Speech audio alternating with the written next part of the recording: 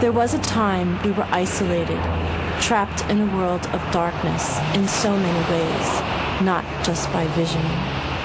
We wanted to be free and move out into the world to be part of it. Helen Keller once said, "One cannot be content to creep when one feels the impulse to soar." We are not invisible anymore. We have a voice, and we have found our wings. They're made with a soft nose, 4 feet, and a heart that fills our being. We soar with them. Black velvet, deep, simple and plain. Oh, what a bad machine. Black velvet, deep, supple and plain. The 21st century dream. Are a motivational speaker, correct? Right. And I know you wanted to talk too a little bit about this program that you're working on with the horseback riding and the challenges with kids and what you can do. Right. It's just funny how life evolves. And I met Alison Kelly, my nephew who is diagnosed with autism, was involved in a therapeutic riding program. And I went to, because I was so interested how the horses were helping him. And so I went to visit him, and Alison was his instructor. So we began talking, and as we talked, I used to ride when I was a teenager from about 10 to 18. And the more we talked, and we used to jump, she used to jump, and probably our paths must have crossed. You guys are. So her eyes got bigger and bigger and bigger. So she goes, "We need help." And so I began helping her and working with the horses and riding again. I mean, she didn't even pay attention to my vision. Get up on that horse, and started riding again. And it was just like riding a bicycle. Everything just sort of came back to me. So the more that I got into it, she said, "Wouldn't it be great if you could get certified through the North American Riding for the Handicapped Association based out in Denver, Colorado?" So we wrote them and asked if I could take the certification class. And we traveled down to Florida last June, and I attended a workshop and took my tests. And I became the first visually impaired certified therapeutic riding instructor in the United States. Wow. That's a mouthful. Yes. But it's very... But that is really pretty special. Yes. And I love working with the kids. And it's just, I feel like I've gotten a new place in my life by working with the kids and the horses and riding, and I just love it. So it's a whole new career for me.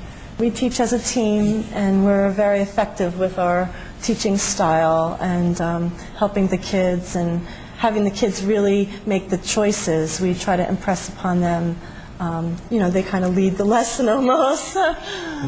So we really enjoy it. We travel to Florida and show. Yes, besides my teaching, I've also been competing. And I competed last November at the American Royal Horse Show in Kansas City, Missouri, where I won the Grand National Championship for the Exceptional Challenge Cup. So I feel my role also with our teaching is also to be a role model for others, that no matter what your challenge may be in life, that you have the power within yourselves to overcome it. So I feel through my teaching and through my riding and your actions, competing, that I can be a role model for others. It as bravery, but as just an outstanding example and leader and pioneer. And just, I mean, she certainly is somebody that I would want to be affiliated with. I guess one that many people would want to emulate, and a role model. A role model. Absolutely. She certainly is a role model. Well, I only lost my vision 13 years ago, so it's been a long road, quite a journey. But I realized that it took more energy for me to be negative than it did to be positive. And I realized that I was making myself miserable as well as everyone around me when I first lost my vision. And, there's still a life to lead. So I took the steps. I went through rehabilitation training and worked with AVI right here in the county, and then went and got a guide dog and went back to college and got my master's degree and launched my own consulting business. And it's just like each step I realized that I could still lead an active and productive life. and life isn't over when something happens. And we all have different challenges in life, but we have the ability within ourselves to overcome them, and that's what I try to impress upon others. And I go into schools and talk to businesses and various groups. I was at the Pearl River Rotary today giving my motivational talk, and just about my story and what you can accomplish if you put your mind to it.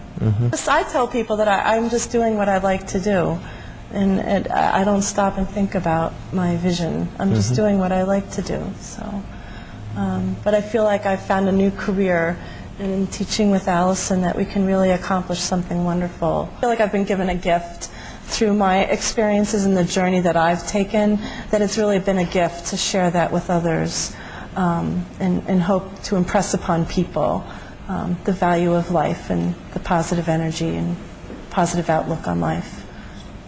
One door closes, another one opens, or I've been able to take advantage of a world of opportunities that are out there, and I think it's because of what I've experienced that I've been able to take advantage. I'm probably doing things now that I probably wouldn't have thought of if I hadn't had this opportunity. Dolan, and I'm a certified therapeutic riding instructor. I attained my certification in June of this year, and I became the first visually impaired certified therapeutic riding instructor in the United States. I used to ride as a teenager. I probably started when I was 10 years old, and I rode till I was about 18, 19 years of age. Unfortunately, I lost my vision 12 years ago in 1994.